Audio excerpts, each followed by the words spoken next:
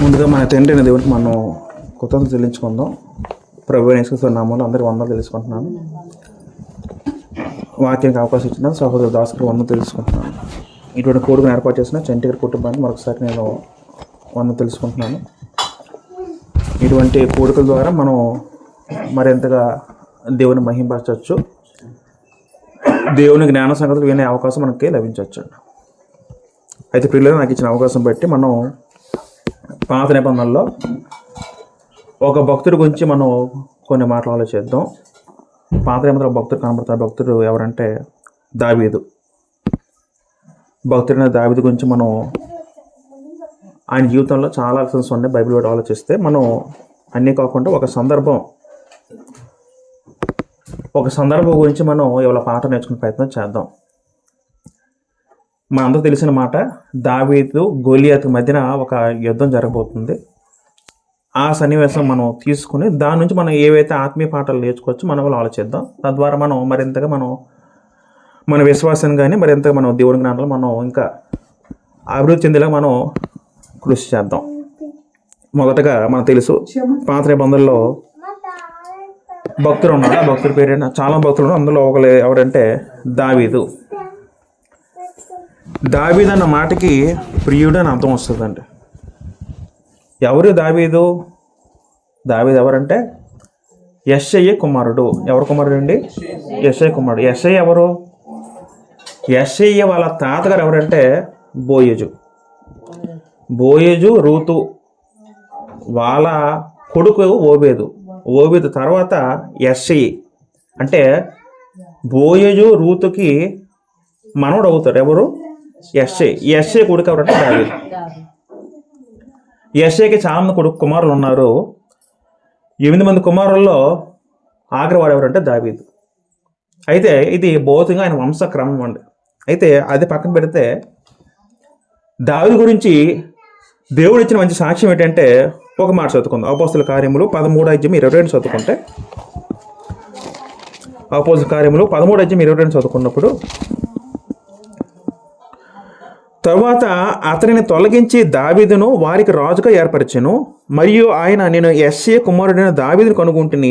అతడు నా ఇష్టానుసారుడైన మనుష్యుడు, అతడు నా ఉద్దేశములన్నీ నెరవేర్చునని చెప్పి అతను గురించి సాక్ష్యం ఇచ్చాను అనే పదం ఉందని. ఎవరు సాక్ష్యం ఇచ్చారు? దేవుడు సాక్ష్యం ఇచ్చారు. ఎవరి గురించి? దావీదు గురించి. ఒక మనుషుని గురించి దేవుడి సాక్షి ఏముందంటే ఎంత చక్కని మాట అంటే, నిజంగా ఈ మాట చదువుకున్నప్పుడు నాకు ఒక్కొక్కసారి ఒళ్ళో పులకరించిపోతుందండి. నా ఇష్టానుసారే మనుషుడు, ఆ మాట చిన్న పదం కాదు. అది మళ్ళీ ఆలోచిద్దాం. అతడు నా ఇష్టానుసారైన మనుషుడు, అతడు నా ఉద్దేశంలో నెరవేర్చునని అతని గురించి సాక్ష్యం ఇచ్చాను. దేవుడికి ఎంతో ఇష్టమైనవాడు దావీదు. ఎందుకు ఇష్టం దేవుడికి? దేవుడికి ఏదైతే ఉద్దేశం ఉందో అదే దావీదు ఉద్దేశం ఉంది. దేవుడు ఏ మనసు కలిగి ఉన్నాడో అదే మనసు ఎవరు కలిగి ఉన్నాడు? దావీదు కలిగి ఉన్నాడు అని స్వయంగా దేవుడు ఆయన గురించి సాక్ష్యం ఇచ్చాడు. మరొక చదువుకుంటే, మొదటి సమూయేలు గ్రంథము 13:14 చదువుకున్నప్పుడు, మొదటి సమూయేలు గ్రంథము 13:14 చదువుకుంటే అదే విధంగా అక్కడ కూడా ఆయన గురించి మాట ఉంటుంది. ఆలోచిద్దాం. యెహోవా తన చిత్తానుసారమైన మనసులో ఒకటి కనుగొని ఉన్నాడు. నీకు ఆజ్ఞాపించదాన్ని నీవు గైకొన పోతువు గనుక యెహోవా తన జనుల మీద అతనిని అధిపతిగా నియమించను. అంటే వాస్తవ సందర్భం ఏంటంటే, ఇశ్రాయేలుకి రాజుగా మొట్టమొదటిగా సౌలు అనే రాజు పనిచేసినప్పుడు సౌలు దేవుని ఇష్టంగా ఆయన జీవించలేదండి. ఆయన ఆజ్ఞ తృణీకరించాడు చాలా విషయాల్లో. అందుబట్టి దేవుడు కోపగించుకొని ఆ రాజ్యం ఒక స్థానాన్ని, రాజుకు స్థానాన్ని సౌలును తొలగించే స్థానంలో ఎవరు కూర్చోబెట్టారంటే దావీదును కూర్చోబెట్టాడు దేవుడు. ఎవరి మీద? ఇశ్రాయేలు జనాంగం మీద. ఎందుకు దావీదును కూర్చోబెట్టాడంటే, ఇక్కడ సమూయేలుతో దేవుడు చెప్పిన మాట ఏంటంటే, యెహోవా తన చిత్తానుసారంగా మనుషులు ఒకటి కనుగొని ఉన్నాడు. అంటే తన చిత్తానుసారంగా మనుషుని అర్థం ఏంటంటే, ఇగో తన చిత్త ప్రకారం నడుచుకునేవాడు, తనకి ఇష్టమైన చేసేవాడు అనే వ్యక్తి గురించి ఇక్కడ కూడా అదే మాట చెప్పబడుతూ ఉంది. కాబట్టి దావీదు గురించి మనం ఎందుకు ఆలోచించినట్టు, దావీదు తండ్రి ఎవరంటే యెషయి. అయితే దావీదు మరి తల్లి గురించి ఏమైనా రాయబడిందంటే ప్రత్యక్షంగా తల్లి గురించి పేరు గురించి రాయబడలేదు. కానీ ఒక మాట మనం చదువుకుంటే, కీర్తన 86 కీర్తన 16 చదువుకుంటే ఆయన తల్లి గురించి ఒక మాట ఉంటుందని. పేరు మెన్షన్ చేయలేదు కానీ ఆయన తల్లి గురించి ప్రస్తుతం మాట కనబడుతుంది. 86వ కీర్తన 16 చదువుకుందాం. నా తట్టు తిరిగి నన్ను కరుణింపుము, నీ సేవకునికి నీ బలము అనుగ్రహింపము, నీ సేవకురాల కుమారుని రక్షింపు అన్న పదం వాడతారండి. ఎవరు? దావీదు దేవుని స్తుతిస్తూ కీర్తనలో పదం ఏం వాడతారంటే నీ సేవకురాల కుమారుడు పదం వాడతారు. అంటే అర్థం ఏంటి? సేవకురాలు అంటే తన తల్లిని ఎలా చెప్తున్నాడు దావీదు అక్కడ? నీ సేవకురాలు అన్నారు. సేవకురాలు భక్తురాలే కదా. ఆ విధంగా మనం అర్థం చేసుకోవచ్చండి. అదే కీర్తన 116 కీర్తన 16 చదువుకుంటే అక్కడ కూడా తన తండ్రిని తల్లిని ఉద్దేశిస్తూ కూడా మరొక మాట ఇదే మాట పదప్రయోగం వాడటం జరుగుతుంది. 116 కీర్తన 16 చదువుకుందాం. యెహోవా నీ నిజంగా నీ సేవకుడును నీ సేవకుడును చదువుదాం. నీ సేవకుడును నీ సేవకుడుల కుమారుడు అంటాడు. అంటే దావీదు వాళ్ళ నాన్న ఎవరైతే ఉన్నారో యెషయి సేవకుడు భక్తుడు. అదేవిధంగా దావీదు తల్లి గారు కూడా ఎలా అంటారట? మంచి సేవకుడు అనే ఇక్కడ దావీదు చెప్పడం జరుగుతుందండి. కాబట్టి దావీదు మరి ఆయనకి ఇటువంటి భక్తి విశ్వాసం ఎలాగొచ్చి ఉంటుంది తన జీవితంలో? తన తల్లిదండ్రుల ద్వారా తను నేర్చుకుంటాడు. అంతే కదండి. పిల్లలు చెడిపోవాలన్నా బాగుపడాలని ఎవరి ద్వారా అవుతుందంటే తల్లిదండ్రుల ద్వారా. పిల్లలు తల్లిదండ్రుల ద్వారా నేర్చుకుంటారండి. కాబట్టి దావీదు గురించి మనం అటువంటి మాటలు మనం చదువుకోవచ్చండి. మొత్తం మీద బైబిల్ అంతట్లో చూసుకుంటే 1000కి పైగా పదాలు దావీదు గురించి మాటలు ఉంటుందండి. బైబిల్ గ్రంథం అంతట్లో కూడా ఎక్కువ పదం వినిపించే భక్తుడి పేరు ఎవరంటే దావీదని. ఇంచుమించు 66 అధ్యాయులు దేవుడు ఆయన నుంచి రాయించాడు గ్రంథంలో. 66 అధ్యాయులు మామూలు విషయం కాదండి. మన పాత నిబంధనలు మొదటి స్వామిల నుంచి అలాగే చూసుకుంటే చాలా గ్రంథాలు ఎక్కువ అధ్యాయులు, మొత్తం 66 అధ్యాయులు దేవుడు దావీదు రాయడం మనం చూడగలము. అంతేకాకుండా కీర్తనలు కూడా ఇంచుమించు 70కి పైగా కీర్తనలు దావీదు గారు రాశారండి. ఇది దావీదు కూడా అది దావీదు గురించి మనం తెలుసుకోవాల్సిన చిన్న చరిత్ర, కొన్ని విషయాలు. అయితే దావీదు మనకు తెలుసు, ఆయన ఇశ్రాయేల్ అందరూ కూడా ఆయన రాజుగా పనిచేశాడు. సౌలు గారి తర్వాత ఐక్య ఇశ్రాయేల్ రాజ్యానికి ఒక రాజుగా పనిచేశాడు. 40 సంవత్సరాలు పనిచేశాడు ఇశ్రాయేల్గా. చాలా గొప్ప రాజు కూడా ఆయన పేరు పొందారు. అయితే మనం దావీదు గురించి చాలా అసలు చెప్పుకోవచ్చండి. ఎన్నో పాటలు నేర్చుకోవచ్చు ఆయన గురించి. మనం అవన్నీ చెప్పుకోము. కానీ ఆయన నడిప్రాయంలో ఉన్నప్పుడు, ఆయన టీనేజ్లో ఉన్నప్పుడు ఇంచుమించు ఒక 18 నుంచి 20 సంవత్సరాలు ఆ టైంలో ఉన్నప్పుడు ఒక సంఘటన జరిగింది. గొలియాతుతో ఆయన యుద్ధం జరిగింది. ఆ యుద్ధం గురించి మనం కొన్ని మాటలు ఆలోచిద్దామండి. మొదటగా ఈ ప్రస్తావన మనకి ఎక్కడ ఉంటుందంటే మొదటి సమూయేలు గ్రంథము 17 అధ్యాయంకి వెళ్తే, మొదటి సమూయేలు 17 అధ్యాయం చదువుకుందాం ఒకసారి. అక్కడ ఒక సందర్భం ఏముంటుందంటే చదవమ్మా. సైన్యములను సమకూర్చి కూడి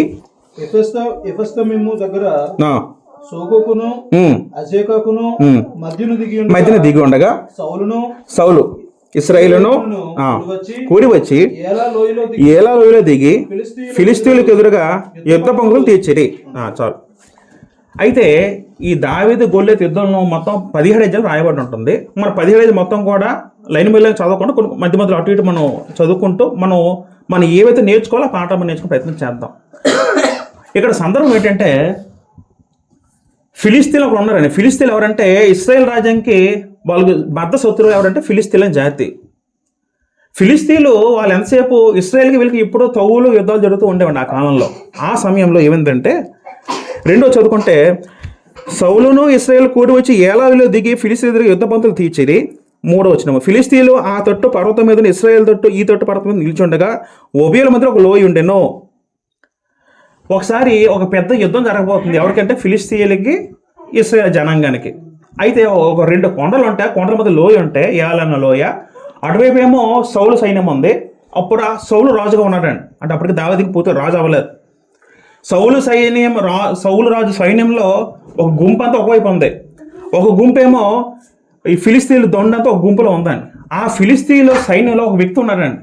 ఆ వ్యక్తి పేరేటట చదువుకుందాం. 4వ చదువుదాం. గాతువాడైనా గొలియాతును శూరుడు ఒకడు ఫిలిస్తీన్ల దండుల నుండి బయలుదేరి చూడను. అతడు 6 మూలల జయానుడు ఎత్తు మనిషి. అయితే ఇక్కడ ఏమైందంటేనండి, చిన్నప్పుడు మనం ఈ చాలాసార్లు చదువుకున్నాం. చిన్నపిల్లలు బైబిలిస్ట్ సండే స్కూల్ స్టోరీస్లో ఎక్కువ స్టోరీ చెప్తూ ఉంటారండి. ఎవరంటే దావీదు గొలియాతు స్టోరీ చెప్తూ ఉంటారు. మనం ఒక్కొక్క మాట ఆలోచిస్తే ఒక వ్యక్తి ఉన్నాడండి. ఆ వ్యక్తి పేరు ఏంటంటే గొలియాతు. ఆ వ్యక్తి ఎవరట? ఫిలిస్తీన్ల సైన్యం చెందిన ఒక వ్యక్తి అండి. ఆ వ్యక్తి యుద్ధశూరుడు. ఎందుకంటే మనం చదువుకుంటే 33లోని 17:33 వెళ్దాం ఒకసారి. 33 చదువుకుంటే అక్కడ ఏముంది ఆయన గురించి గొలియాతు రాయబడుతూ సౌలు ఈ ఫిలిస్తీన్లకు పోట్లాడుటకు నీకు బలం చాలదు, నీవు బాలుడు. గుర్తుపెట్టుకోండి, బాలుడు అంటే ఇది సౌలు దావీదు అంటున్నమాట. అప్పటికి దావీదు బాలుడుగా ఉన్న, బాలుడు అంటే ఇంచుమించు ఒక 18 నుంచి 20 సంవత్సరాల వయసు ఉన్న యువకుడు అనుకోండి, పెద్ద వయసు ఏం కాదు. తర్వాత గొలియాతు ఎలా అంటాడట? నీవు బాలుడు పక్కన వాడు బాల్యం నుండి యుద్ధాభ్యాసం చేసిన వాడే దావీదుతో. నేను సౌలు దావీదు అంటే మాట్లాడంటే ఈ గొలియాతు వ్యక్తి ఎవరైతే ఉన్నాడో ఆ వ్యక్తి ఎలా అంటాడట? చిన్నప్పటి నుంచి కూడా యుద్ధాభ్యాసం చేసిన వ్యక్తి, మామూలు వ్యక్తి కాదని. చిన్నప్పటి నుంచి బాగా ట్రైన్ అయిన వ్యక్తి, యుద్ధంలో బాగా ఆడుతున్న వ్యక్తి అండి ఆ వ్యక్తి. ఆ వ్యక్తి గురించి రాయబడుతూ ఆ వ్యక్తి ఎలా అంటాడంటే, అసలు చదువుకుంటే 6 మూల జానెడు ఎత్తు మనిషి అంటే అర్థం ఏంటంటే ఆ వ్యక్తి ఇంచుమించు ఇన్ని అడుగులు అంటే 9 అడుగులు 6 అంగుళాలు అండి వ్యక్తి. ఇన్ని అడుగులు అండి వ్యక్తి 9 అడుగులు 6 అంగుళాలు. అంటే మన అందరం కూడా తలపైకి చూడాలండి, అంత ఎత్తు మనిషి. నేను 5.10 ఉంటాను, ఓ 2 అంగుళాలు తక్కువ 6 అడుగులు. 9 అడుగులు అంటే ఎంత ఉంటుందండి? ఇంకా స్లాబ్ అంత ఎత్తు ఉంటాడేమో. అంత ఎత్తు మనిషి. ఆ వ్యక్తి ఇంచుమించు ఆ వెయిట్ ఎంత ఉంటాడంటే ఆ వ్యక్తి ఒక 350 కేజీలు ఉంటాడు వ్యక్తి.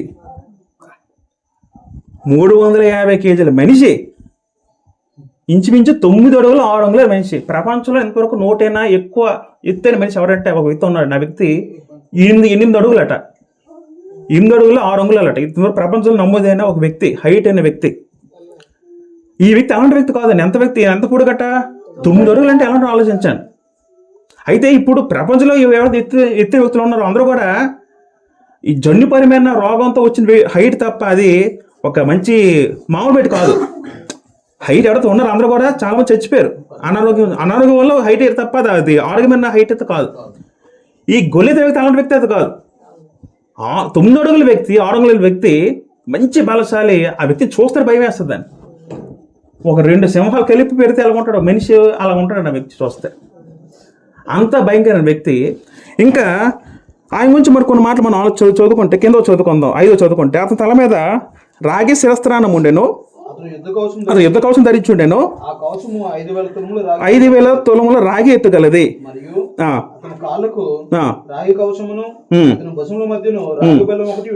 ఉండెను.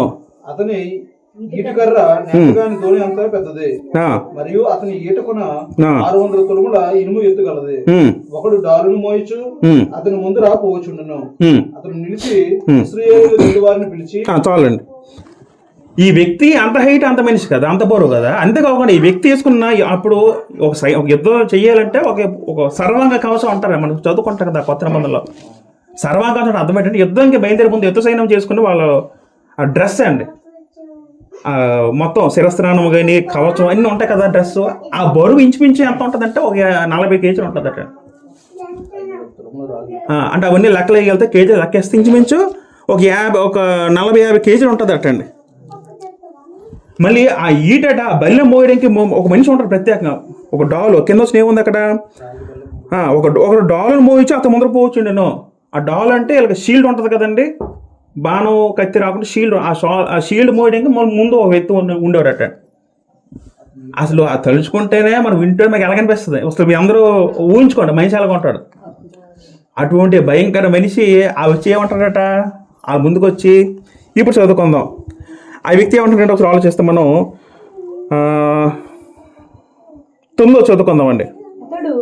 అతడు నాతో పోట్లాడి నన్ను చంపగలిగినడలా మేము మీకు దాసులమగుదాము.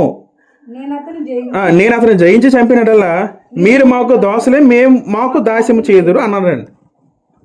ఆ వ్యక్తి ఏం చేశాడు?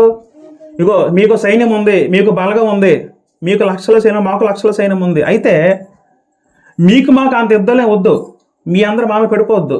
మీలో కేవలం నన్ను ఎవరైతే ఓడిస్తారో, మీ అందరిని అవసరం లేదు, నన్ను ఎవరైతే ఓడిస్తారో మేము మీకు దోసలు అయిపోతాం. ఒకళ్ళు నేను ఓడిపోతే మేమందరూ మీకు దోసలు అయిపోతామని చెప్పడం చేశాడండి. మీకు అర్థమవుతుందా? ఆనాడు యుద్ధాలు ఉండే కదా, రాజుల కాలం కాబట్టి యుద్ధాలు ఉండేవి. ఈ వ్యక్తి ఏం చేసినట్టే, మీరు నన్ను ఓడించండి, నన్ను ఒక్కనే ఓడించండి, ఓడిస్తే చాలు మేము మొత్తం మీకు లొంగిపోతామని ప్రగాలు పెరిగి గట్టిగా స్టార్ట్ చేశారని. అప్పుడు ఆ మాట అంటే యువత వాళ్ళు ఎలా ఫీల్ అయి ఉంటారని, సౌలు సైన్యం భయం ఉంటుందా ఆనందంగా ఉంటుంది, పర్లేదు ఓడించదా ధైర్యం ఉంటుందని, భయంగా ఉంటుంది. ఆ కింద మాట అదే పదం ఉంటుందని. మనం 11 చదువుకుంటే, సౌలును ఇశ్రాయేల్ అందరూను ఆ ఫిలిస్తీన్ మాటలు విన్నప్పుడు బహుభీతులయ్యారు. బహుభీతులు అంటే అర్థం ఏంటి? మామూలు భయం కాదు. బహు అంటే అర్థం ఏంటి? చాలా భయం పొందారట.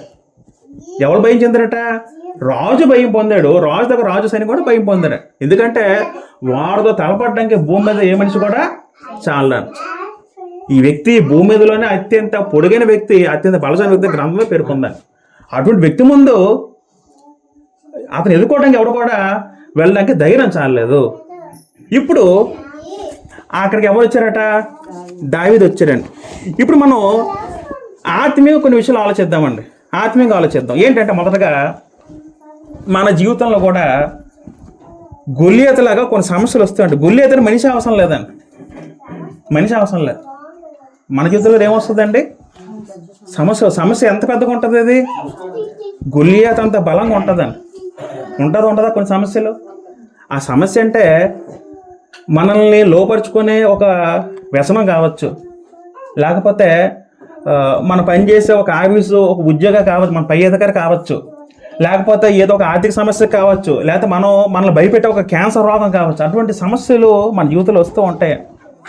వస్తాయి రావా? వస్తాయి. ఇప్పుడు గొల్లియత ఎవరు ప్రపంచం ఎవరు ఉండరండి. ఇప్పుడు ఆ కాలంలో గొల్లియత ఉన్నాడు, కానీ ఈ కాలంలో ఎవరు ఉన్నారు? గొల్లియత ఉండరు. కానీ గొల్లియతలు అంటే ఎవరు ఉంటారు? గొల్లియతలు అంటే సమస్యలు సోదరు మన చుట్టూ ఉంటాయండి. మొదటగా మనం చేయవలసింది ఏంటంటే, మనం ఫస్ట్ ఎదుర్కోవాలండి. ఎప్పుడైనా సరే ఒక సమస్య మనకు వచ్చితే మనం అన్నీ ఏం చేయాలండి?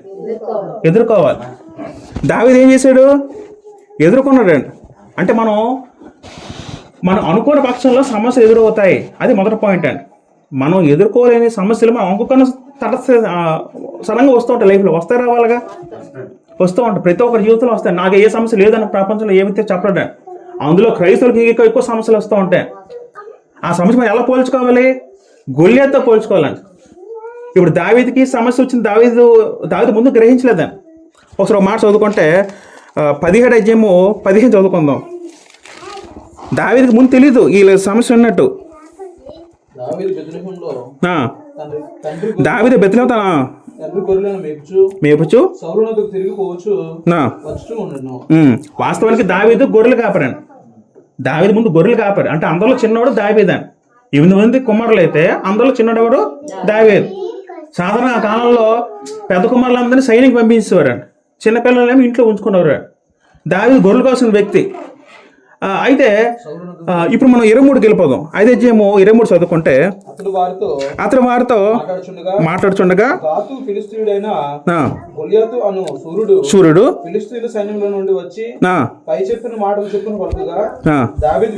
దావీదు వినును. ఏ విన్నాడు దావీదు అక్కడ?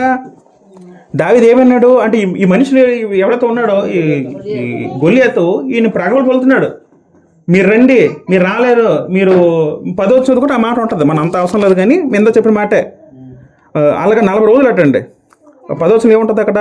ఈ దినమున నేను ఇశ్రాయేలులో సైన్యములు తిరస్కరించున్నాను, ఒకరిని నియమించినట్ల వాడును నేను పోటాడము ఆ ఫిలిస్తీయుడు చెప్పుచూ వచ్చాను. 40 రోజులు ఈ గొల్లియతట సవాల్ చేస్తూ ఉన్నాడు ఆ వ్యక్తితో. ఈ మాట ఎప్పుడు విన్నాడు దావీదు? వీళ్ళ నాన్నేమో పంపుతాడు, నాయన కుమారుడా మీ అన్నయ్యలు అక్కడ ఉన్నారు, ఇద్దరు ఉన్నారు కదా, ఎలాగొండో చూసి రమ్మని దావీదుని పంపితే అప్పుడు దావీదు అక్కడికి వెళ్ళి ఆ మాట అన్నాడండి. ఎవరి మాట? ఈ గొల్లియతు అంటే మాట ఎవరు ఉన్నారు? దావీదు అన్నాడండి. అది మొదటి మాట. అంటే మనం కూడా ఏంటంటే, మనకు ఒక్కొక్కసారి మన జీవితంలో సమస్యలు వస్తూ ఉంటాయండి, అనుకోకుండా వస్తూ ఉంటాయి. మనం ఎప్పుడు ఎలా ఉండాలంటే, నా జీవితం ఎప్పుడు సాఫీగా సాగిపోదు అన్నట్టు అనుకోకూడదండి. దేనికి ఎదుర్కోవాలి. మొదట ధైర్యంగా నిలబడాలండి. అది ఫస్ట్ స్టెప్ అండి. సెకండ్ స్టెప్ ఏంటంటే, విశ్వాసంతో ఎదుర్కోవాలండి. ఎలాగ ఎదుర్కోవాలండి మనం సమస్యని? విశ్వాసంతో ఎదుర్కోవాలండి. ఇప్పుడు 17:24 చదువుకుంటే, ఆ మనిషిని చూచి మిక్కిలి భయపడి వాని ఎదురు పారిపోగా, ఇశ్రాయేలులో ఒకడు వచ్చుచున్న మనిషిని చూచితిరే నిజముగా నిజముగా ఇశ్రాయేలును ఆ, తిరస్కరించుటకై ఆ, వాడు బయలుదేరుచున్నాడు. ఆ, వారిని చంపడానికి ఆ. రాజు బహుగా ఐశ్వర్యము కలుగజేసి తన ఆ. కుమార్తెనిచ్చి పెళ్లి చేసి ఆ, వాని తండ్రి ఇంటి వారిని ఆ. ఇశ్రాయేలులో స్వతంత్రులుగా చేయనుగా. అప్పుడు సౌలు ఏం చెప్పాడు అప్పుడు? సౌలు ఏమన్నారంటే ఎవరైతే ఈ వ్యక్తిని చంపుతాడో ఆ వ్యక్తికి రాజ్యం ఇస్తాను, నా కూతురు ఇస్తానని ఇక్కడ ప్రమాణం చేస్తాడు. ఎవరు? సౌలు అండి. కానీ దావీదు వీళ్ళ నాన్న యొక్క బహుమానాలు అమ్మి లోన దిగాడా, లేకపోతే దేనికి దావీదు యుద్ధం చేయడం ప్రయత్నించాడు ఆ వ్యక్తితో? ఆ కింద రోజుల మాట ఉంటుందండి. 26 చదువుకుంటే దావీదు జీవము గల దేవుని సైన్యములను ఆ, తిరస్కరించుటకు తిరస్కరించుటకు సమ్మతి లేని ఈ సున్నతి లేని ఫిలిస్తీయుడు ఎంతటి వాడు వాణ్ణి చంపి ఇశ్రాయేల్ నుండి ఈ నొంద తొలగించడానికి బహుమతి తేమని తన యొద్ద నిలిచిన వారిని అడుగును. వాడిని అడుగుగా. వాస్తవానికి దావీదు వెళ్ళిన వెంటనే దావీదేమో అన్నం చూడడానికి యుద్ధంలో ఆ ప్లేస్కి వెళ్ళాడండి. వెళ్ళినప్పుడు ఈ మాటలు విన్నాడండి, గొల్లెదన్న మాటలు విన్నాడండి. అప్పుడు దావీదు ఏమన్నాడంటే, ఈ ఫిలిస్తీయుడు జీవము గల దేవుని సైన్యం తిరస్కరించిన ఫిలిస్తీయుడు ఎంతటి వాడు అంటారండి. అక్కడ దావీదు కోపం దేనికి వచ్చింది? అక్కడ దేవుని తిరస్కరించాడు, దేవుని దూషించాడు కాబట్టి దావీదు కోపం వచ్చిందండి. ఒక క్రైస్తవుడిగా మనం కూడా మన దేవుణ్ణి ఎవరైనా విమర్శ మనం ఊరుకోకూడదు. మన సమాధానం ఇవ్వాలండి. తిరగబడడం కాదు, లేదా గట్టిగా బూతులాడడం కాదు, కానీ మనం సమాధానం నీట్గా వాక్యానుసారంగా ఇవ్వాలండి. ఎప్పుడైనా సరే దావీదు తప్పని చెప్పాలి. దావీదు ఊరుకోలేదండి. దావీదు వెంటనే దావీదు తన ఇంటెన్షన్ చూడండి. దావీదుకి దేవుడు అంటే పిచ్చి అండి, మామూలు భక్తి కూడా కాదు, అది ఒక పిచ్చి. దేవుడు అంటే అంత ఇష్టం దావీదుకి. అందుకే దావీదు నా ఇష్టం మనుషులు దేవుడు చెప్పాడు. దావీదు చిన్నప్పటి నుంచి భయభక్తులతో పెరిగాడు. మనసులో పెట్టుకోవాలి. మరి అమ్మ ఏ నూరు పూసిందో తెలియదు, కానీ దావీదుకి నాయన దేవుడే నీ తండ్రి, దేవుడే నీ సమస్తము, నువ్వు దేవుడి గురించే ఉండు, దేవుడి గురించి బతుకో, దేవుడి గురించి చచ్చిపో చెప్పి మరి ఎలా చెప్పింది. కానీ దావీదుకి దేవుడు అంటే పిచ్చి, మహా పిచ్చి అండి. గొర్రెలు కాయడానికి లోయలోకి అడవులోకి వెళ్ళినప్పుడు కూడా అలా దేవుని పాటలు పాడుతూ ఉంటాడట, దేవుని పాటలు రాస్తూ ఉంటాడు. దావీదు కేవలం భక్తిపడే కాదు, దావీదు మంచి సంగీత నాలెడ్జ్ కలిగిన వ్యక్తి, మంచి కవి కూడాను. ఆ కీర్తనలు చదువుకుంటే ఎంత మంచి కీర్తనలు ఉంటాయి నిజంగా. ఆ దావీదు ఎంత చక్కగా రాశాడు ప్రతి కీర్తన కూడా ఆత్మ ప్రేరేపణతో. ఆ మాటలు ఎలా వస్తాయి నిజంగా అసలు ఇవన్నీ కూడా? అంటే దేవుణ్ణి మనం అంతగా ప్రేమిస్తే ఆ మాటలు అంతా మన హృదయం నుంచి వస్తాయండి. దావీదు దేవుని అంతగా ప్రేమించాడు. కాబట్టి దావీదు ఊరుకోడండి దేవుడు ఎవరనంటే. దావీదు అంత భక్తిగా మనిషి. కాబట్టి దావీదు అక్కడ ఫిక్స్ అయిపోయాడు. నా దేవుని అంటాడు అని ఫిక్స్ అయిపోయి ఎలాగైనా ఈ వ్యక్తితో తలపడుతున్నాడు అక్కడ ఫిక్స్ అయ్యాడు. కాబట్టి ఇంకా మనం చదువుకుంటే ఇక్కడ వాస్తవానికి 26 చదువుకుందాం ఒకసారి. ఇక్కడ ఏమన్నారు? 26 కింద వస్తే మధ్య వచనంలో వాణ్ణి చంపి ఇశ్రాయేల్ నుండి ఈ నింద తొలగించిన వానికి బహుమతి ఏమని తన ఎదురు నిలిచమని అడుగుగా జనులు వాడిని చంపిన వానికి ఇట్లు చేయబడిన ఆయనకు ఉత్తరం ఇచ్చారు. అయితే అప్పుడే డిసైడ్ అయిపోయాడు. ఏం డిసైడ్ అంటే ఈ వ్యక్తిని ఎట్టి బస్సులు కూడా నేను చంపి తీరుతాను అన్నాడండి. దావీదు ఎలా అంటాడు? ఆ వ్యక్తి యువకుడు, కుర్రోడు, నిండా ఒక 20,000 కూడా నిండలేదు. ఈ గొల్లియాత్ ఎలా అంటాడు? ఆడు బాగా ఆరితేరిన వాడు, బాగా యుద్ధంలో బాగా నైపుణ్యం కలిగిన వ్యక్తి, అంత ఎత్తు మనిషి అయినప్పుడు కూడా దావీదు జంకర్ ఏమైనా అసలు? అప్పుడు దావీదుకున్న బలం ఏమేమి ఉంటుందండి? అప్పుడు దావీదుకి విశ్వాసం అండి. అప్పుడు దావీదుకున్న బలం ఏముంటుందండి? విశ్వాసం అండి. దావీదు మరి వెనక ఆలోచించలేదు. నేను దేవుని విశ్వాసం కలిగి ఉన్నాను, దేవుడే చూసుకుంటాడని ఆ విశ్వాసము దావీదు అక్కడ కనపరిచాడండి. అది దావీదుకున్న గొప్పదనం. మనం కూడా ఒక సమస్య మనకు వచ్చినప్పుడు మనం ఏం చేయాలంటే వెంటనే బ్యాక్ స్టెప్ వేయకూడదండి. విశ్వాసంతో ముందుగా అడుగు వేయాలండి. ఒక పెద్ద శ్రమ వస్తుంది మనకి వచ్చి మనం ఏం చేయాలి? చాలా కంగారు పడిపోతూ ఉంటారండి, అన్యుల్లాగా బాధపడుతూ ఉండిపోతాను. అమ్మ అలా చేయకూడదండి. దావీదు ఆలోచన తీసుకొని మనం ముందు స్టెప్ వేయాలి. ఏదైతే అదే అవుద్ది. దేవుని ముందు పెట్టి విశ్వాసం మనం ముందుకు వేయాలండి. ఇది 2 పాయింట్ నేర్చుకోవచ్చు. తర్వాత ఈ దావీదు ఎప్పుడైతే యుద్ధంలో నేను చేస్తాను అన్నప్పుడు వెంటనే చుట్టూ మనుషులు ఏమన్నారంటే నువ్వేటి, నీ వయసు ఏంటని అందరూ దాన్ని విమర్శించడం జరిగింది. 17-28 చదువుకుందాం. అతడు వారితో మాట్లాడినది అతని పెద్ద నాకు ఏలియాబుకు వినపడగా కోపం వచ్చి నువ్వు ఎందుకు వచ్చేది ఇక్కడికి? అరణ్యంలోని ఆ చిన్న గొర్రె మందను ఆ, ఎవరి వశం చేసి ఎవరి వశం చేసేటివి? గర్వమును నీ గర్వమును రేపు చెడుతనమును నా నేను ఎరుగుదును. నేను ఎరుగుదును. యుద్ధము ఆ, చుట్టకే గదా నీవు వచ్చింది. ఆ, అందుకు దావీదు నేనేమి చేస్తుని ఆ, మాట మాత్రం పలికిద్దునని చెప్పి చాలు. అయితే ఇప్పుడు ఏమైందంటే వీళ్ళ అన్న దగ్గర వాస్తవానికి వచ్చాడు కదండి, వాళ్ళ అన్న చూడడానికి వచ్చాడు కదా. అన్న ఏమంటారట, నువ్వు ఎక్కడికి ఎందుకు వచ్చావు, నువ్వు గొర్రెలు కాయడం మనిషి ఎక్కడికి వచ్చావు, నాకు తెలుసు నీ గర్వం బట్టి ఒక పదం వాడతాడు, నీ హృదయం చెడుతాన పదం వాడతాడు. కానీ అన్న ఎందుకు తిట్టాడు తమ్మునలుగా గర్వం హృదయం చెడుతామని? ఎందుకు తిట్టారంటే సమూయేలు అభిషేకిస్తారు కదండి. సమూయేలు దావీదు రాజుగా అభిషేకించినప్పుడు బహుశా అది అన్నల ముందు తమ్ముడిని అభిషేకిస్తే అన్నకెళ్ళకు ఉంటుంది, ఒక అసూయ ఉండి ఉండొచ్చు. ఆ అసూయుడితో మాట్లాడి ఉండొచ్చేమో, నువ్వు చిన్నపిల్లడు నీకెటర్ ఇవన్నీ అని తిట్టుంటాడేమో. అంటే అందరూ నిరాశపరిచిపోయి పక్కన మన చుట్టూ ఉంటారా లేదా? ఆ సౌలు కూడా అదే అంటాడు, నువ్వు చిన్నపిల్లడు పదం వాడతాడు. ఆఖరికి గుల్లెది కూడా దారి చూసి ఏమంటాడంటే, ఒకసారి మనం 41-42 చదువుకుందాం. డాలు మోయ డాలు పోయి తన ముందు నడువగా ఆ ఫిలిస్తీయుడు బయలుదేరి వచ్చి చుట్టూ పారచూచి దావీదును కనుగొని దావీదు కొరుకుని అతడు బాలుడై ఎర్రటి వాడును రూపసిని ఉండుట చూచి అతను తృణీకరించను. అప్పుడు ఆ గొల్లెది కూడా తర్వాత ఆయన దగ్గరికి వచ్చినప్పుడు దావీదు కూడా దావీదు చూసి గొల్లెతి ఏమన్నాడు, తృణీకరించినంటే ఈడు చిన్నపిల్లడు ఈయన పంపుతారేంటి అని ఒక హేళంగా అపహాస్యం మాట్లాడాడు. ఇక్కడ పదం ఏం వాడతాడంటే రూపసిన పదం వాడతాడు. నిజంగా దావీదు చాలా అందంగా ఉండేవాడు ఆ కాలంలో, మంచి ఎర్రగా ఉండేవాడు. ఆ సౌందర్యవర్ధన గ్రంథం సెలవిస్తుంది.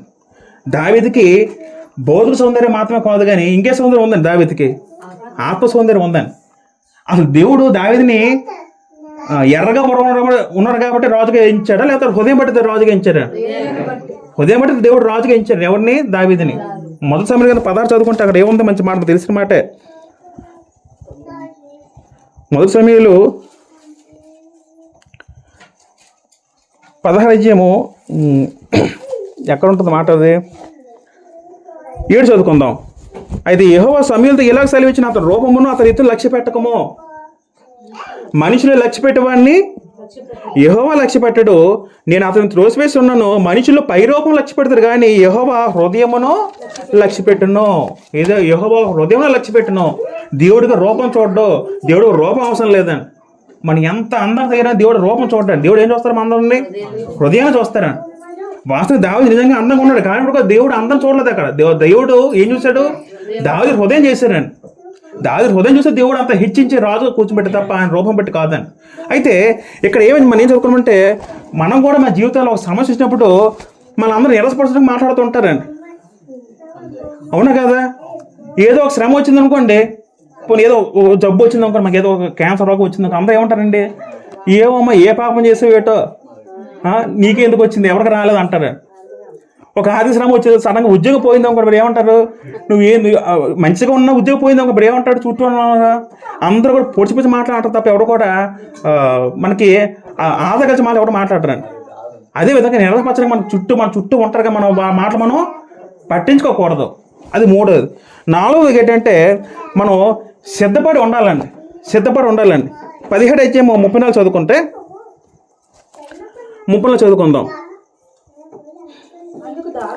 అందుకు దావీదు ఇట్లా నేను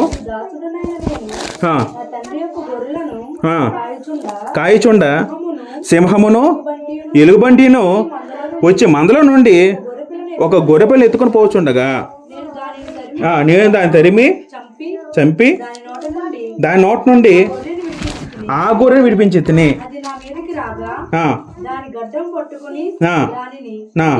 కొట్టి చంపి తిని.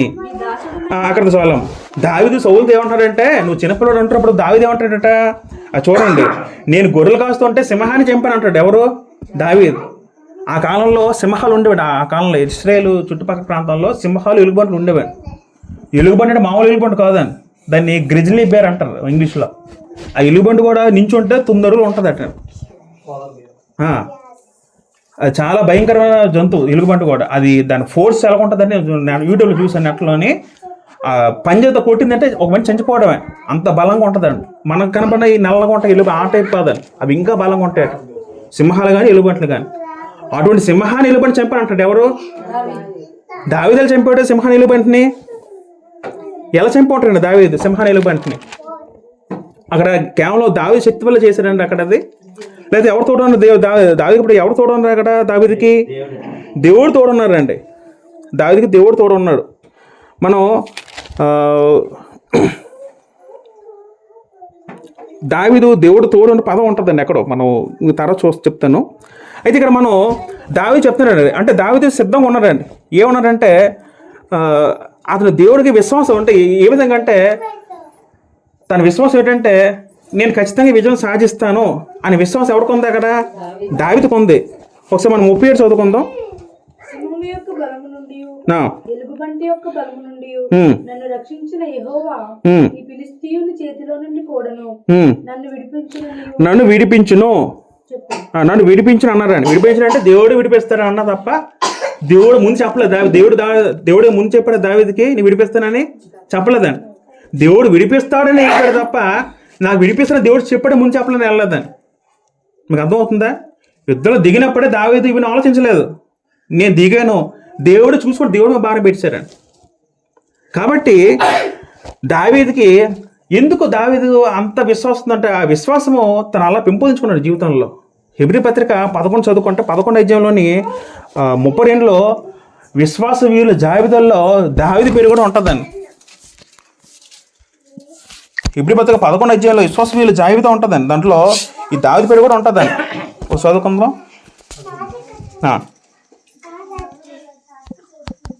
హెబ్రీ పత్రిక 11:32. ఏం చెప్పుదాం? గిద్యోను, బారాకు, సంసోను, యెఫ్తా, దావీదు, సమూయేలును వారిని గూర్చిన ప్రవక్తలను గూర్చి వివరించుటకు సమయం చాలండి. అక్కడ విశ్వాస వీరుల జాబితా ఉంటుంది. జాబితా ఎవరి పేరు ఉందా అక్కడ? దావీదు పేరు కూడా ఉంటుందండి. అసలు విశ్వాసం అంటే అర్థం ఏంటండి? 11 మొదటి చదువుకుందాం. విశ్వాసం మొదటి అర్థం ఏంటో? విశ్వాసం అన్నది నిరీక్షపడడం, నిజస్వరూపంను అదృశ్యమైనది ఉన్నదనకు రుజువునే ఉన్న పదం ఉంటుందండి. ఆ విశ్వాసం ప్రతి ఒక్కరికి కలిగి ఉండాలండి. విశ్వాసం అర్థం ఏంటంటే దేవుడు చేస్తాడు అనే విశ్వాసంతో మనం ఏదైనా అడగాలి తప్ప మన ప్రతి ఒక్క విశ్వాసం అంత ఆధారం ఉంటుందండి. విశ్వాసం లేకుండా దేవునికి ఇష్టం ఉంటుందా? అసాధ్యము. ఆ విశ్వాసం బట్టే దేవుడు దావీదుని నా ఇష్టానుసారం మనుషులని ఆవిడ చెప్పడం జరుగుతుందండి. ఒకసారి మొదటి సమయంలో 16-18 చదువుకుంటే అక్కడ మరొక పదం రాయబడి ఉంటుంది. బెత్లెహేమీయుడైన యెషయ కుమారుల్లో ఒకని చూచి తిని అతడు చమత్కారముగా వాయింపగలడు, అతడు బహుశూరుడు, యుద్ధశాలియు, మాట నేర్పరి, రూపసిని ఉన్నాడు, మరియు యెహోవా వానికి తోడుగా ఉన్నాడు అనగా. అక్కడ ఒక వ్యక్తి సౌలుతో చెప్తూ దావీదు గురించి, దావీదు రూపసి, ఆయన కూడా మంచి పరకంశాలి, మంచి వాయిస్తాడు బాగా అని చెప్తూ ఒక పదం ఏమాడాడు చివరన? యెహోవా వానికి తోడుగా ఉన్నాడు. అది ఇంపార్టెంట్ అండి. దావీదుకి ఎవరు తోడుకున్నారండి? దేవుడు ఎందుకు తోడుకున్నాడు దావీదుకి? దేవుడు ఎందుకు తోడుకున్నాడు దావీదుకి? ఆయన విశ్వాసం విధానం బట్టి దేవుడు తోడుకున్నాడు ఎవరికి? దావీదుకి. కాబట్టి దావీదు సిద్ధపడి ఆ విశ్వాసంతో ముందుకు అడుగేస్తే తప్ప వెనకడుగు వేయలేదండి. మనం కూడా ఏం చేయలేం. మన జీవితంలో ఒక పెద్ద శ్రమ కష్టం వస్తే విశ్వాసంతో ముందుకెళ్ళాలి తప్ప మనం వెనకేయకూడదు. మొదటి యోహాను పత్రిక 5:4 చదువుకుంటే అక్కడ ఏముందంటే, మొదటి యోహాను పత్రిక 5:4 చదువుకుంటే అక్కడ విశ్వాసం కోసం మాట ఉంటుందండి. లోకమును జయించిన విజయము మన విశ్వాసన పదం ఉంటుందండి. అన్నిటికీ విశ్వాసం మూలమండి. మనం ఏ విజయం సాధించే విజయానికి మూలం ఏంటంటే విశ్వాసము. కాబట్టి ఇక్కడ దావీదు తన విశ్వాసాన్ని చిన్నప్పటి నుంచి అలాగా పెంపొందించుకుంటూ ఒక మంచి హై స్థాయికి వెళ్ళిపోయాడు. కాబట్టి ఆ విశ్వాసం ఆయనని యుద్ధం చేస్తూ ప్రేరేపించిందండి. ఆఖరిగా 17 పాయింట్ ఏంటంటే, ఆఖరిగా తను చేసిందంతా సిద్ధపడి దేవుడి మీద ఆధారపడ్డాడు. ఎవరు? దావీదు. 17:37 చదువుకుంటే 17 మళ్ళీ వెళ్దాం. మొదటి సమయంలో 17:37 చదువుదాం ఒకసారి. అప్పుడు దావీదు ఏం చేశాడు?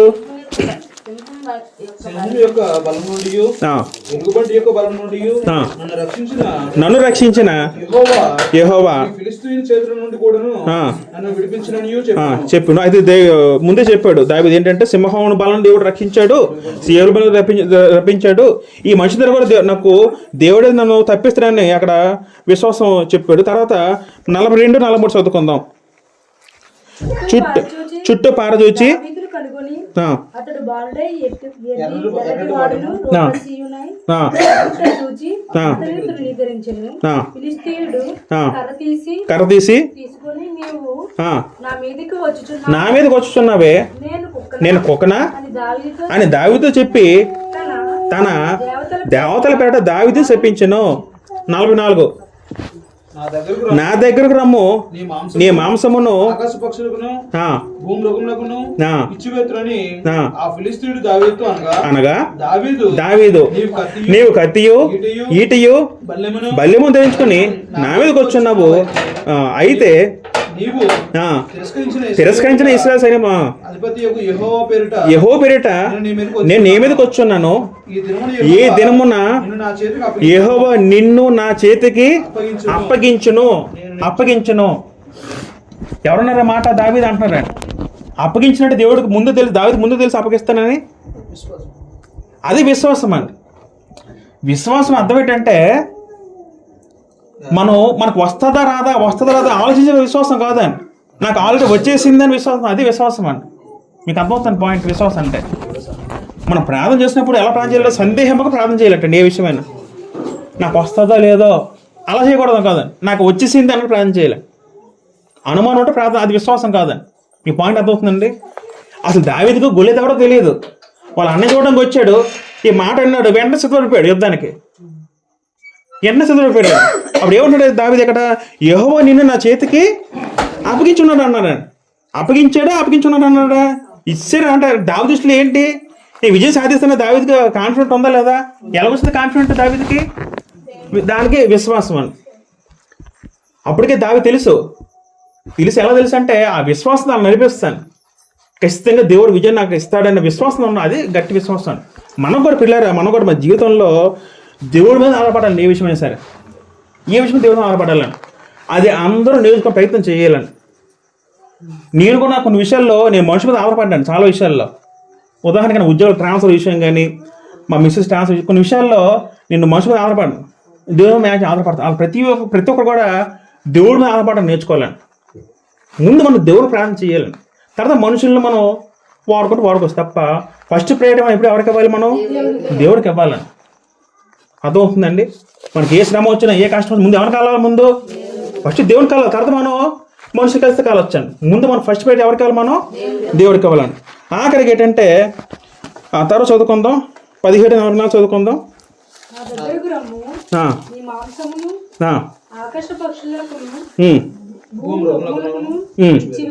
అది చదివాం కదా. ఇప్పుడు తర్వాత ఏమైందంటే అప్పుడు దావీదు ఏం చేశాడు? సౌలేమో దావీదుకి మొత్తం అంతా గొలియత్ లాగా రక్షణ కవచం మొత్తం వేసాడండి. ఆ సెటప్ అంతా దావీదుకి వేస్తే దావీదు అన్నాడు, బాబు నీ మోయలేడు, నాకు అలవాట్లేదు, నాకు అసలు అలవాట్లేదు పని. దావీదుకి గొర్రెలు కాసేవాడు. ఆ వ్యక్తికి యుద్ధంలో ఇవన్నీ వేస్తే ఆ వ్యక్తి ఎలా తట్టుకుంటాడు? అలవాట్లేదు పనులు కదండి. అవి దావీదు అన్నారంటే దావీదుకి ఎప్పుడు తనకున్న ఆయుధం వాస్తవానికి ఒక కర్ర ఒకటే అన్నట్టు. దావీదు ఎప్పుడు గొర్రెలు కాసినప్పుడు ఏ పట్టుకెళ్ళాడు? కర్ర పట్టుకెళ్ళాడండి. అయితే ఆ టైంలో దావీదుకి వడిసెలు వేసి అలవాటు ఉంది. వడిసెలు అంటే అర్థం ఏంటంటే ఎలా చెప్తాం, మనకి మనం చిన్నప్పుడు వేస్తాం కదండి ఒకటి, అప్పుడు కూడా అదే వడిసెలు అంటే ఒక రాయి పెట్టి పట్టుకుని ఇసిరితే దూరంగా వెళ్తుందండి. ఆ వడిసెలు కూడా ఒక ఆయుధంగా ఒకప్పుడు వాడారు. వాస్తవానికి అది యుద్ధంలో వాడారు కాదు, కానీ ఈ గొర్రెలు కాసే దగ్గర ఎక్కువ అది ఉండేదండి. మరి దావీదు అది ఎలా నేర్చుకుంటే ఒకప్పుడు బెన్యామీను గోత్రం వారు ఆ ఒడిసెలు వేయడం స్పెషలిస్ట్ అట. అది వచ్చిన కూడా ఉంటుంది, వాళ్ళు నేర్చుకుంటారు దావీదు. ఆ ఒడిసెలు వేసే అదొక విద్య. ఆ ఒడిసెలు అంటే ఎలా ఉంటుంది అంటే వాళ్ళు ఒక వ్యక్తి ఇక్కడ గురి పెడితే ఎంత దూరం ఉన్నా ఆ టార్గెట్ గురి పెడితే అంత దూరం వెళ్ళిపోతాట. ఏది ఆ రాయి అంటే అంత ఫోర్స్గా అదొక విద్య. అది వాసి యుద్ధంలో వాడేవారు కాదు, కానీ మిగతా విషయాలు వాడేవారు. ఆ విద్య ఎవరు తెలుసు? దావీదు తెలుసు. దావీదు దాన్ని నమ్ముకున్నాడు. దేవుడు దీని ద్వారా నాకు విజయం సాధిస్తారని దావీదు నమ్ముకొని దావీదు ఏం చేశాడు? ఆ ఈటే లేదు, కత్తి లేదు, ఏమీ లేదు. 9 అడుగుల మనిషి దగ్గరికి వెళ్ళి ఒక చిన్న బడిసి పట్టుకు వెళ్ళాడండి. ఆవిడ వ్యక్తి ఎలా చూస్తాడు నిజంగా గొల్లియాతు? ఇటు పిచ్చోడు ఏంటి? ఆడ దావీదు నిజంగా నవ్వుతుంటాడేమో గొల్లియాతు చూస్తే. ఈయనేమో చిన్నపిల్లాడండి.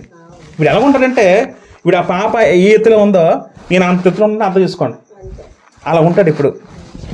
అప్పుడు తర్వాత ఏమైంది? 40 చదువుకుందాం. తన సంచిలో చేయి వేసి తీసి కొట్టెను. నందున వాడు నేల బోర్ల పడెను. బలాఢ్యుడే ఖడ్గం లేకయే వరిసెలతోనూ రాతితోనూ ఆ ఫిలిస్తీని కొట్టి చంపెను. అంతే, ఒకటే గురి అండి. ఆ బడిసెలో రాయి తీసాడు, రాయి ఇసిరాడండి. అప్పుడు ఏమేముంటుంది? రాయి ఇసిరితే దేవుడు తన శక్తితో బహుశా ఆ రాయి ఫోర్స్ పెంచి ఉంటాడు. మరి ఎంత ఫోర్స్ వెళ్ళిందో, ఎంత చిన్న రాయి సరే ఫోర్స్ ఇసురు కొడితే చాలా స్ట్రాంగ్గా తగులుతుందండి. కరెక్ట్గా నుదుటి మీద తగిలిందటండి. వెంటనే ఆ వ్యక్తి స్పాట్ అంటే వెంటనే కింద పెట్టి చచ్చిపోయాడు. దేవుడి శక్తి అలా ఉంటుంది కదండి.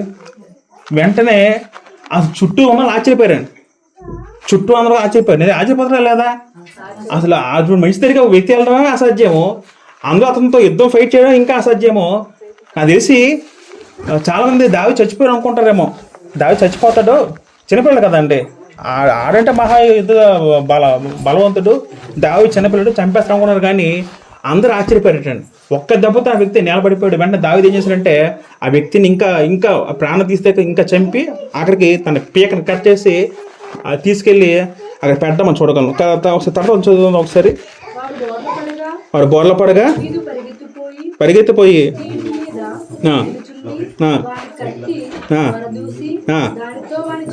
చంపి తెగవేసాను. తమ సూర్యుడు చొచ్చుట చూచి పారిపోయిరి. కాబట్టి దావీదు ఏం చేశాడంటే చంపేయడమో మాత్రం కాకుండా ఏం చేశాడు? దావీదు తలని పూర్తి తీసి ఇంత మాట ఇచ్చాడు కదా, ఆ తలను తెగెత్తేస్తాను అన్ని. తర్వాత ఆ విధంగా దావీదు ఆ వ్యక్తిని మొత్తం సంహారం చేశాడండి. మనం కూడా మనకున్న సమస్య ఏదైతే ఉంటుందో సంపూర్తిగా పరిష్కరించాలండి. దాన్ని వదిలిపెట్టకూడదండి. మీకు అర్థమవుతుందా? ఉదాహరణ వ్యక్తికి ఏదో ఒక భయంకర వ్యసనం అలవాటు ఉందండి, ఒక తామర అలవాటు ఉందండి.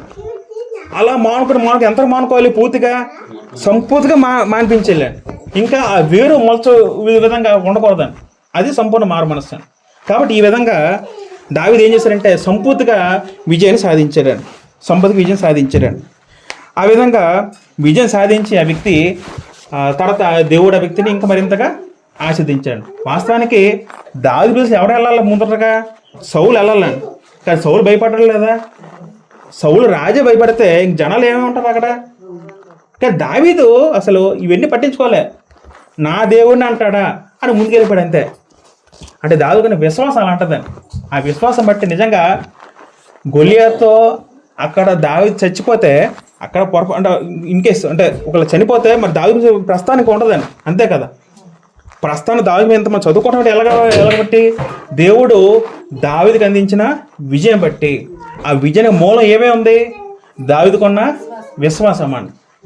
దావీదుకున్న విశ్వాసం.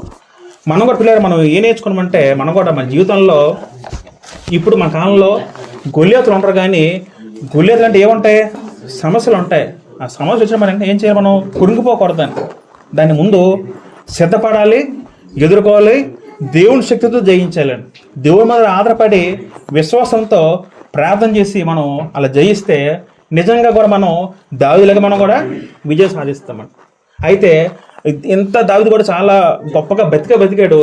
ఒక్క విషయంలో దావీదు తప్పు చేశాడు. ఎవరి విషయం అంటే అదే బత్షెబ విషయం దావీదు తప్పు చేశాడు. అయినప్పుడు కూడా దావీదు తప్పు చేసినప్పుడు కూడా దావీదు ఎంతో మారుమనసు పొంది ఏడ్చి పశ్చాత్తాపం పొంది ప్రార్థన చేసిన తిరిగి కూడా అదే స్థానం దావీదు మళ్ళీ తిరిగి నిలబెట్టుకున్నాడు. ఆఖరికి దేవుడు కూడా ఒక మాట ఏం సాక్ష్యం ఇచ్చాడంటే ఆ మాట అయితే ముగించేద్దాం. ఒక మాట చదువుకుందాం. మొదటి చదువుకుందాము 15:4 చదువుకుంటే అక్కడ దేవుడు సాక్ష్యం ఇచ్చే మాట ఏంటంటే ఒక బత్షెబ విషయం తప్ప ప్రతి విషయంలో కూడా దావీదు యథార్థంగా ఉన్న గ్రంథం చెప్తుందండి. మొదటి గ్రంథం 15:4 చదువుకుందాం. అది చదివి ముగించేద్దాం. మొదటి రాజుల గ్రంథం 15:4 దావీదు హిత్తీయుడైన ఊరియా సంగతి యందు తప్ప తన జీవిత దినములన్నీ యెహోవా దృష్టికి యథార్థముగా నడుచుకొనుచు యెహోవా అతనికి ఇచ్చిన ఆజ్ఞలలో దేని విషయమందును తప్పిపోకుండా దావీదు నిమిత్తము అతని తరువాత అతని కుమారుని నిలబెట్టుకును యెరూషలేమునకు స్థిరపరచుటకును అతని దేవుడైన యెహోవా యెరూషలేమునందు దావీదునకు దీపముగా అక్కడ చాలండి. అంటే ఒక చిన్న మచ్చగా ఉండిపోయింది తప్ప దేవుడు ఆయన్ని రిజెక్ట్ చేయలేదని. తప్పు చేశాడు, మారుమనసు పొందాడు, దేవుడు మళ్ళీ అప్పు చేసుకున్నాడు. కాకపోతే ఏమన్నారంటే బస్య విషయం తప్ప దావీదు ప్రతి విషయంలో ఎలా ఉన్నారట, యథార్థంగా నడిచాడు. కాబట్టి అది దావీదు గురించి మనం నేర్చుకోవాల్సిన విషయాలండి.